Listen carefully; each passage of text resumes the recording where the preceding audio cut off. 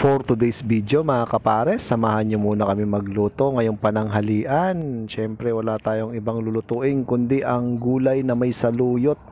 Ang tawag ito ay sinabawang gulay ng mga Bisaya. Kaya ito nga si Baby Love, sinamahan niya akong magtanggal ng ating mga saluyot. Kaya habang naghihimay-himay siya ng ating mga gulay, ay magpiprito naman tayo ng ating isasahog na isda. Kaya shoutout po sa ating mga followers, mga subscribers natin sa YouTube channel, sa mga nag-share po ng aming mga video. Maraming salamat po.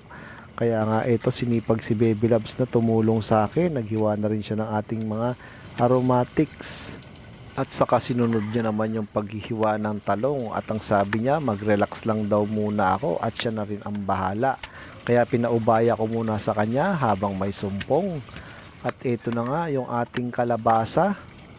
At pagkatapos hiniwa-hiwa niya naman ang kalabasa ng ganto kaliliit para mas madali daw lumambot. At syempre tingnan na rin natin ang ating prinitong isda. At tostado na nga, kaya ito pwede na nating alisin.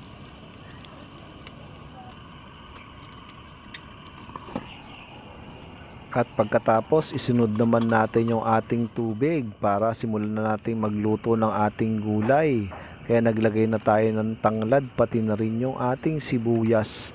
At naglagay na rin tayo dyan ng luya. At pati na rin yung dalawang pritong isda at tatakpan natin yan hanggang sa kumulo. At saka na rin natin nilagay yung ating kalabasa, pati na rin yung sitaw.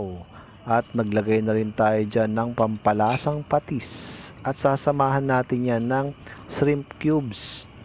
At konting halo-halo lang at tatakpan po natin yan at pakukuluin ng 2 minuto. Makalipas ang 2 minuto ay ilalagay naman natin yung ating talong. At saka isunod na rin natin yung okra.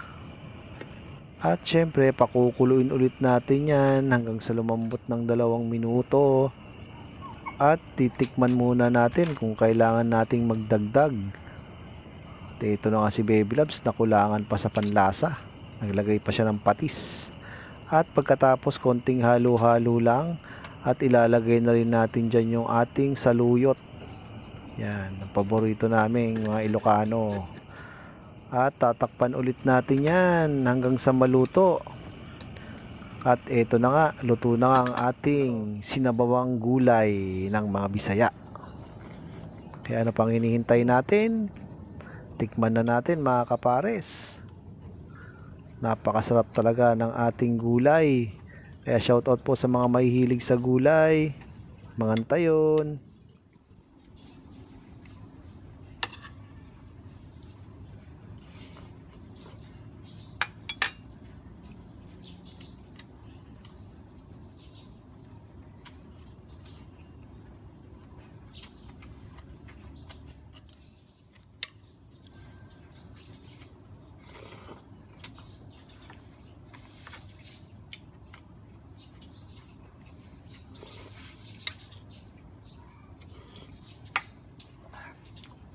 Sarap na sabaw. Manalo.